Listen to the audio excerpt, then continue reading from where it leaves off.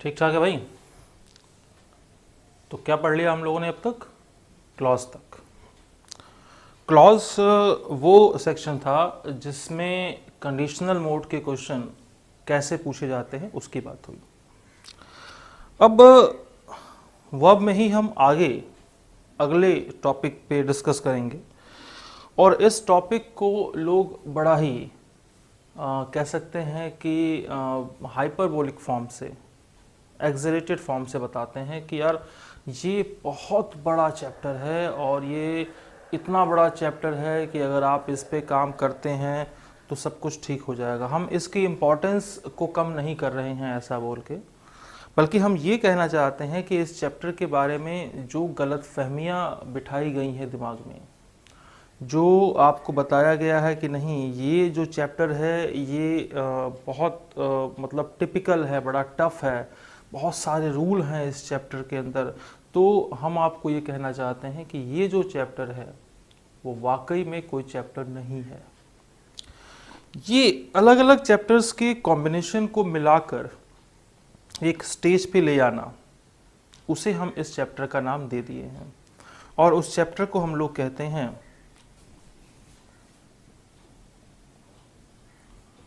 Subject verb agreement.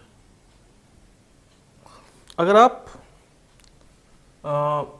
Serious candidate हैं competition के point of view से, तो आपने ये देखा होगा कि सब्जेक्ट वर्ब एग्रीमेंट को लेकर बहुत सारी बातें लोग करते हैं, बहुत सारी बातें करते हैं। कोई कहता है कि इसके अंदर काफ़ी रूल है, कोई कहता है कि ये बहुत मतलब टेढ़ा सब्जेक्ट है, बहुत कॉम्प्लिकेटेड चैप्टर है। हम कुछ कॉन्सेप्ट क्लियर करना चाहें और उन कॉन्सेप्ट के बाद आप देखिएगा कि क्या वाकई में सब्जेक्ट वर्ब एग्रीमेंट इतना बड़ा या इतना कॉम्प्लिकेटेड है जितना कि आपके सामने इस बात को रखा गया या बताया गया। तो ध्यान से देखो, एग्रीमेंट शब्द का मतलब होता है सहमति,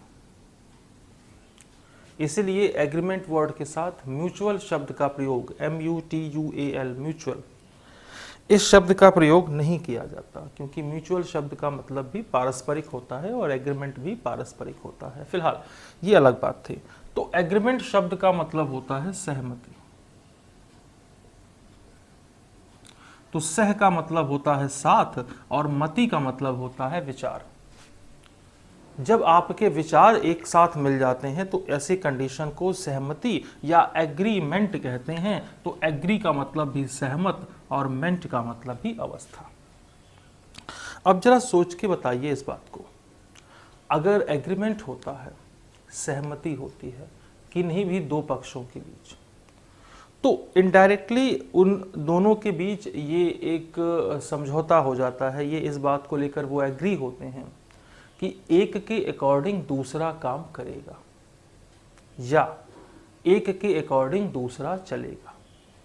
सपोज दैट हम सब्जेक्ट वर्ब एग्रीमेंट को थोड़ा सा अलग वे से पढ़ें और सब्जेक्ट और वर्ब के अकॉर्डिंग अगर हम सब्जेक्ट और वर्ब के बदले अगर हम नाम दे दें Indo China agreement, Indo China agreement, India और चाइना के बीच एग्रीमेंट, तो क्या इसका मतलब ये नहीं है कि इंडो चाइना एग्रीमेंट कहते ही हम ये कहना चाहते हैं कि इंडिया की शर्तों के अकॉर्डिंग चाइना और चाइना की शर्तों के अकॉर्डिंग इंडिया कुछ विशेष मुद्दों पर एक साथ चलेंगे? इसका मतलब ये हो गया कि आप जब बात करते हैं एग्रीमेंट, तो एग्रीमेंट का मतलब होता है कि जिन दो पक्षों के बीच में एग्रीमेंट होता है वो एक दूसरे की टर्मिनोलॉजी को समझते हुए, एक दूसरे के विचारों को समझते हुए एक साथ काम करते हैं। सेम चीज सब्जेक्ट वर्ब एग्रीमेंट के तहत होती है।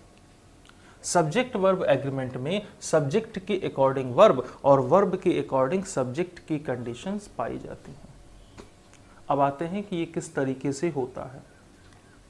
जैसा कि आपको पता है कि सब्जेक्ट के नाम पर दो चीजें होंगी, या तो सब्जेक्ट के नाम पर नाउन होगा या सब्जेक्ट के नाम पर प्रोनाउन होगा। ये तो सबको क्लियर है कि सब्जेक्ट के नाम पर नाउन या सब्जेक्ट के नाम पर प्रोनाउन। और ये नाउन और प्रोनाउन भी दो तरीके से काम करेंगे, या तो ये सिंगुलर होंगे या फिर ये प्लूरल होंगे। ठीक है, फिर आ जाइए वर्ब। वर्ब की बात करते हैं तो एक वर्ब के अंदर दो हिस्से आएंगे, या तो हेल्पिंग वर्ब होगा या मेन वर्ब होगा। और हेल्पिंग वर्ब और मेन वर्ब को लेके चलेंगे तो हेल्पिंग वर्ब और मेन वर्ब या तो सिंगुलर होंगे या प्लूरल होंगे। अब सर जी आप थोड़ा सा ना इस चार्ट पे दिमाग लगाएं। हमने बोला सब्जेक्ट वर्ब एग्रीमेंट, इसका मतलब कि इसके टर्म्स इसके अकॉर्डिंग और इसके टर्म्स इसके अकॉर्डिंग चेंज होते हैं। जरा गौर से देखिए इस बात को।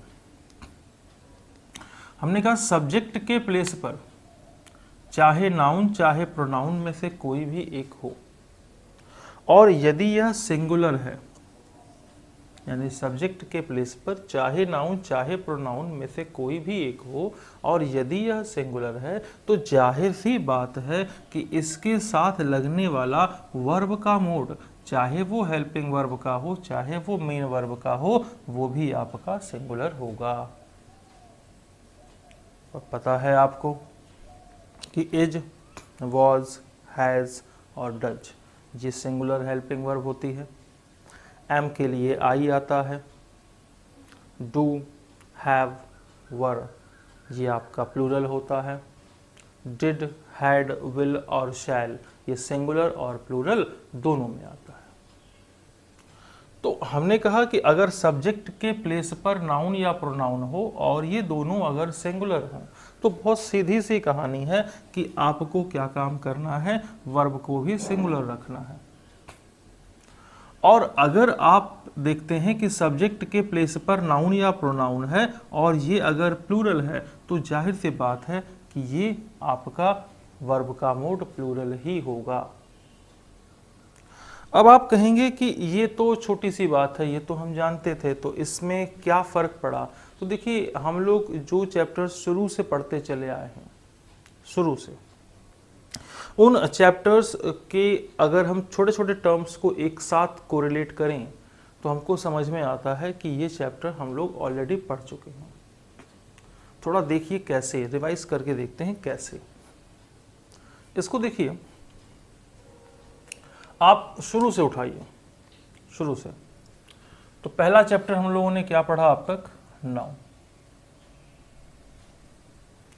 हमने कहा नाउन में जो आपके नाउन हैं, proper noun, common noun, material noun, collective noun, abstract noun, जिसमें प्रॉपर, मटेरियल, कलेक्टिव और एब्स्ट्रैक्ट ये सिंगुलर होते हैं, विशेष अवस्थाओं में ये प्लूरल होते हैं। कॉमन सिंगुलर और प्लूरल दोनों होता है, ये हम लोगों ने बात की है नाउन में। और अगर ऐसे मोड आते हैं तो वो भी आपका सब्जेक्ट वर्ब एग्रीमेंट का हिस्सा है। जैसे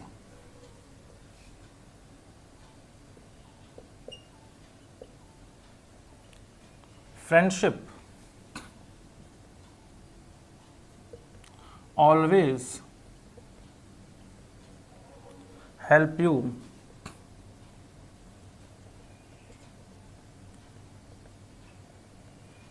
whenever you are in need।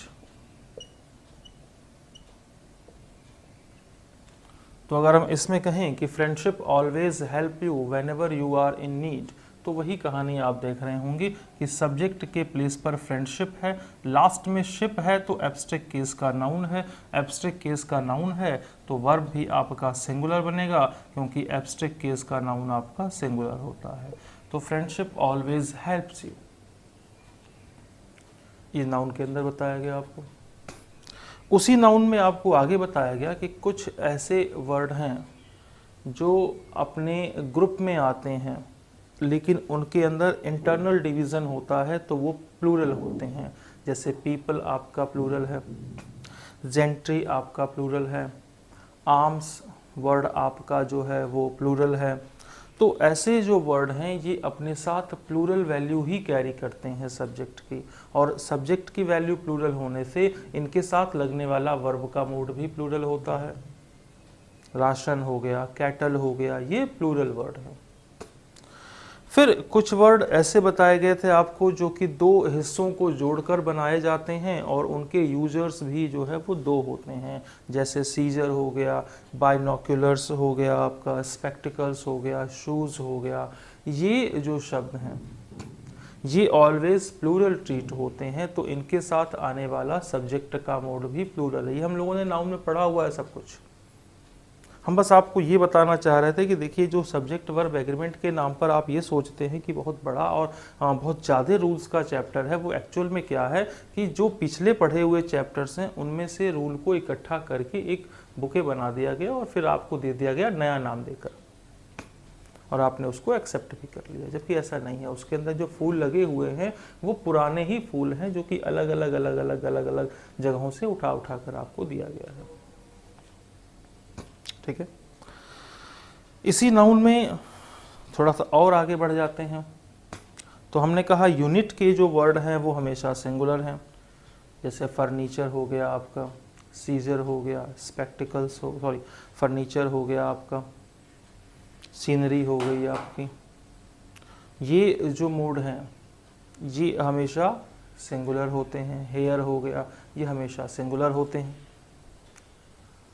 इसके बाद थोड़ा सा और आप आगे बढ़ते, दो एडजेक्टिव पे अगर दो आर्टिकल होते हैं तो नाउन का मोड प्लूरल होता है, जैसे the manager and the chairman are coming, क्योंकि दोनों अलग अलग हैं। दो एडजेक्टिव्स पे अगर एक आर्टिकल हो तो नाउन का मोड सिंगुलर होता है, यानी सब्जेक्ट का मोड सिंगुलर होता है, कि जैसे the manager and chairman is coming, ये आपको बताया गया है आर्टिकल में। इसके बाद आपको ये भी बताया गया था कि ऑफ द या वन ऑफ द के बाद अगर जो नाउन आ रहा है वो प्लूरल होगा, लेकिन वन की वजह से उस नाउन के बाद बनने वाले सारे हेल्पिंग वर्ब और मेन वर्ब के टर्म्स आपके सिंगुलर होंगे। ये वो छोटी छोटी बातें हैं जो हम लोगों ने ऑलरेडी की हुई हैं, हम लोग बस एक रिवीजन में आ रहे थे। कुछ और इसमें देखिए, अगर एज आता है तो हमेशा फर्स्ट सब्जेक्ट लीड करता है। एज या नॉट सो एज आता है तो फर्स्ट सब्जेक्ट लीड करता है, जैसे I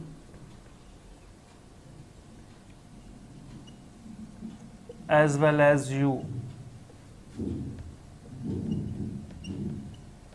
R ready to go. हम कहें कि इसमें क्या गलती है, तो मैक्सिमम बच्चों को इसमें गलती दिखेगी ही नहीं। थोड़ा सोच के देखो कि I as well as you are ready to go, I as well as you, तो आई और यू ये दो आ रहे हैं किसके लिए, एज के लिए। अब अगर ये दोनों एज के लिए आ रहे हैं तो पहला वाला एज आई के लिए और दूसरा वाला एज जो है वो यू के लिए आ रहा था। तो एज और नॉट सो एज के साथ अगर कोई चीज़ जुड़ती है या अलोंग विथ के साथ जुड़ती है या विथ के साथ जुड़ती है, तो ऐसे मोड में जो आपका फर्स्ट सब्जेक्ट होता है ये लीड करता है। तो ऐसे स्टेटमेंट में हम थोड़ा सा आगे बढ़ते हैं कि I as well as you are नहीं आएगा। क्यों? क्योंकि लीडर कौन है, आई। तो आई के अकॉर्डिंग हम चलेंगे, I as well as you am ready to go. और पढ़ने में एम खराब लग रहा होगा, पढ़ने में एम सही नहीं लग रहा होगा। तो ये प्रॉब्लम है सब्जेक्ट वर्ब एग्रीमेंट के अंदर, ये प्रॉब्लम है कि चीज़ें हमको ख़राब लगती हैं, चीज़ें हमें गलत लगती हैं, लेकिन जब हम उसको क्वेश्चन के पॉइंट ऑफ व्यू से देखते हैं कि जो हमें गलत लगता है, जो हमको नहीं मज़ा आता, वही हमारा सही हो जाता है। ठीक है।